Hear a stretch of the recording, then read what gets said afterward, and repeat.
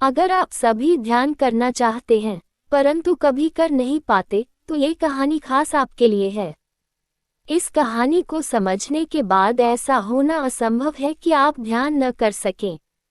एक साधारण इच्छा से ध्यान के विषय में जागरूकता प्राप्त हो सकती है। एक बार एक साधु एक वृक्ष के नीचे ध्यान की अवस्था में बैठे थे। तभी एक लकड़हारा आता है जो उस पेड़ से लकड़ियां काट रहा होता है। साधु उसे देखकर कहते हैं, तुम रोज यहाँ लकड़ियां काटने आते हो, बहुत मेहनत करते हो, क्या तुम्हारे पास अब अच्छी खासी संपत्ति नहीं होगी? लकड़हारा हंसते हुए जवाब देता है, महाराज, आप जैसा सोच रहे हैं वैसा कुछ भी नहीं है। इन लकड़ियों से मुझे बहुत ही कम आमदनी होती है और घर का खर्च भी बहुत ही मुश्किल से चलता है। साधु उसे सुनकर कहते हैं, तुम यहाँ क्यों नहीं जाते? थोड़ा और अंदर जंगल में बहुत सारे चंदन के पेड़ हैं। क्या तुम नहीं जानते कि चंदन की लकड़ियाँ बहुत महंगी बिकती हैं? लकड़हारा सोचता है, ये व्यक्ति शायद झूठ बोल रहा है। अगर चंदन के पेड़ होते तो वह खुद इन लकड़ियों को बेचकर पैसे कमा लेता, फिर क्यों यहाँ बैठा है?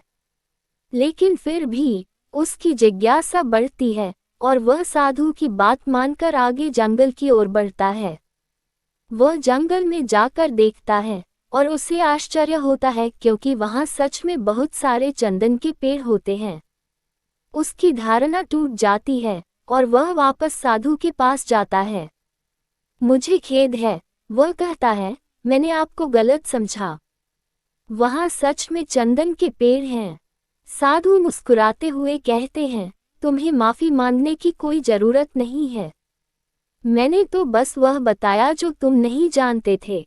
अब लकड़हारा चंदन की लकड़ी काटकर बेचने लगा। वह लकड़ियों को एक बार में बेचता और फिर कुछ दिन आराम करता। महीनों तक यही सिलसिला चलता रहा। एक दिन फिर वह साधु से मिलता है और साधु उससे पूछते हैं, क्या तुम अभी तक चंदन की लकड़ियां ही बेचकर पैसे कमा रहे हो? लकड़हारा जवाब देता है, हाँ, मैं अभी भी चंदन की लकड़ियां बेच रहा हूँ। साधु फिर कहते हैं, अब वहां से आगे बढ़ो, वहां चांदी की खदानें हैं। चंदन की लकड़ियां छोड़ दो, एक दिन चांदी लेकर जाओगे तो फिर कई महीने आराम से बैठ सकोगे। लकड़हारा सोचता है, ये भी कोई बात है, मैंने तो कभी नहीं सोचा था कि आगे और भी कुछ हो सकता है। वह साधु की सलाह मानकर आगे बढ़ता है और सच में उसे चांदी की खदान मिल जाती है। वह चांदी लेकर घर लौटता है और फिर कुछ महीनों तक आराम करता है। अब वह और अमीर हो जाता है और साधु पर विश्वास करने लगता है।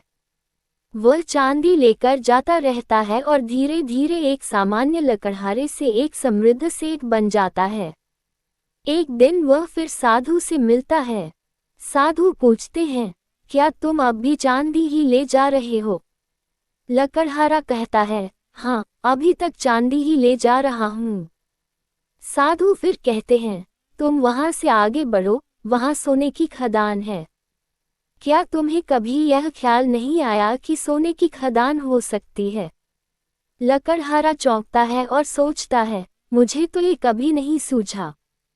वह साधु की बात मानकर आगे बढ़ता है और सोने की खदान पा लेता है। अब वह और भी धनी हो जाता है और बहुत सालों तक आराम से जीवन जीता है। एक दिन साधु उसे फिर मिलते हैं और कहते हैं, क्या तुम अब तक सोने की खदान तक ही पहुँचे हो? वहां से आगे बढ़ो, वहां हीरों की खदान है।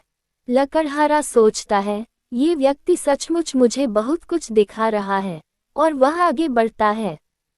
वह देखता है कि वहां सच में हीरों की खदान है। अब वह हीरे लेकर आता है और उसकी समृद्धि का कोई ठिकाना नहीं रहता। वह शाही जीवन जीने लगता है और महल बनवाता है। अब उसकी उम्र लगभग 65 साल हो चुकी थी, लेकिन वह हमेशा के लिए एक शांत और धनी व्यक्ति बन चुका था। वह एक दिन साधु से मिलने जाता है और साधु से कहता है, आपने मेरे जीवन को बदल दिया। मैं अब हीरो से भी आगे जाना चाहता हूँ। साधु मुस्कुराकर कहते हैं, तुम हीरो पर रुक गए, लेकिन उससे आगे भी कुछ है। क्या तुमने कभी सोचा कि इस आदमी के पास कुछ और हो सकता है जो हीरे से भी बेहतर हो? लकड़हारा चुप हो जाता है और सोचने लगता है, वो सच कह रहे हैं। वह साधु से पूछता है, आपके पास वह क्या खजाना है जिसे आप मुझे बताना चाहते हैं? साधु कहते हैं, वह खजाना है ध्यान। लकड़हारा हैरान होकर कहता है, मुझे तो ध्यान करना बिल्कुल नहीं आता। साधु मुस्कुराते हुए कहते हैं, ध्यान करना बहुत सरल है। तुमने बाहर का बहुत सारा धन इकट्ठा किया है, अब भीतर का धन भी खोजो। आराम से बैठो और देखो कि तुम्हारे भीतर क्या चल रहा है। अगर कोई विचार आए तो उसे पकड़ने की कोशिश मत करना, बस उसे देखने की कोशिश करो। साधु बताते हैं, उस धन के बारे में ही मैं तुमको बताना चाहता हूँ। साधु महाराज बोले कि वह धन है ध्यान। सेठ ने कहा कि मुझे तो ध्यान करना बिल्कुल भी नहीं आता है। साधु ने कहा कि ध्यान करना बहुत ही सरल है। तुमने बाहर का धन बहुत इकट्ठा कर लिया है, अब जरा भीतर की ओर मुड़ जाओ और आराम से बैठ जाओ और देखो तुम्हारे भीतर क्या चल रहा है। अगर तुम्हें कोई अनुभव हो तो उसको मत पकड़ो, बस साक्षी भाव से उसको देखो। जीवन में ऐसे जीना है जैसे कि तुम एक दर्शक हो, जैसे जीवन के एक बड़े पर्दे पर एक कहानी या फिल्म चल रही है और तुम उसको देख रहे हो। एक दिन के लिए तुम ये प्रयोग करके देखो तो तुम पाओगे कि तुम्हारी पूरी जिंदगी बदल जाएगी। किसी भी दिन अगर तय कर ले कि आज सुबह 6 बजे से शाम को 6 बजे तक अपनी जिंदगी को एक फिल्म के दर्शक की तरह देखेंगे। जैसे ही तुम ये करके देखोगे तो तुम पाओगे कि पहले ही दिन से तुम्हारा अनुभव कुछ अलग हो जाएगा। तुम्हारा नजरिया अपने आप एक अलग दिशा ले लेगा। तुम यह अनुभव करोगे तुम अब एक अलग इंसान हो गए हो। बस तुमको यह कोशिश करनी है कि साक्षी भाव से जीना है।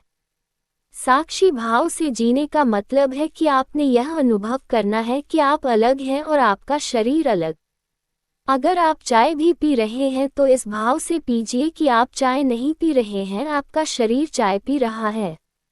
अगर सांस भी ले रहे हैं तो देखिए कि आपका शरीर सांस ले रहा है। बिल्कुल साक्षी भाव से जीने की कोशिश करके देखिए। आप अगले ही दिन पाएंगे कि आप ना रहे, आप बदल गए हैं। आपका अनुभव जिंदगी को देखने का बदल गया है। आप ऐसे जिए जैसे कि जिंदगी एक फिल्म की तरह चल रही है और आप सब कुछ एक दर्शक की तरह देख रहे हैं। जब आप ऐसे करेंगे तो आप वो ना रहेंगे जो आप पहले थे। आपके भीतर इतना कुछ बदल जाएगा जैसे कि कोई ट्रांसफॉर्मेशन हो गया हो। आपको ये समझना है कि जीवन एक सपना है और इस सपने में तुमको एक साक्षी की तरह जीना है। ध्यान के लिए ये 2 मुख्य बिंदु हैं। यही 2 अनिवार्य शर्तें हैं ध्यान करने के लिए। जिसने साक्षी भाव को साध लिया वो महामृत को पा ही लेगा। जैसे ही तुम जिंदगी को एक साक्षी भाव से देखना सीख जाओगे तो एक नई शुरुआत होगी तुम्हारी जिंदगी में। तब तुम एक ऐसे सत्य को प्राप्त करोगे जो सपना नहीं है, जिसकी कोई मृत्यु नहीं है, जिसका कोई जन्म नहीं है। वो सत्य कुछ भाग्यशाली लोगों को ही मिल पाता है और मैं चाहता हूँ कि तुम भी उस सत्य का अनुभव करो। जीवन के सत्य को पाने के लिए सपने से ही शुरुआत करनी है और तब तुम ऐसे सत्य को उपलब्ध हो जाओगे जिसको आत्मा कहते हैं, जिसको परमात्मा कहते हैं। और यह जो अनुभव है वो इतना सुखद है कि उसको किसी भी तरह से नापा नहीं जा सकता है। वो किसी भी हीरे, मोती, जवाहरात से ज्यादा सुख, आनंद देने वाला है। साधु की बातों को समझने के बाद लकड़हारा अब सेठ ध्यान करने लगता है और उसके जीवन में वह अद्भुत परिवर्तन होता है जो शब्दों से व्यक्त नहीं किया जा सकता। उसे असली सुख, शांति और आनंद का अनुभव होता है।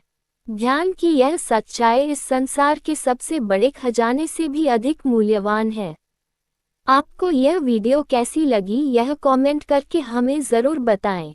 अगर वीडियो अच्छा लगा हो तो चैनल को सब्सक्राइब और वीडियो को लाइक एंड शेयर करना ना भूलें।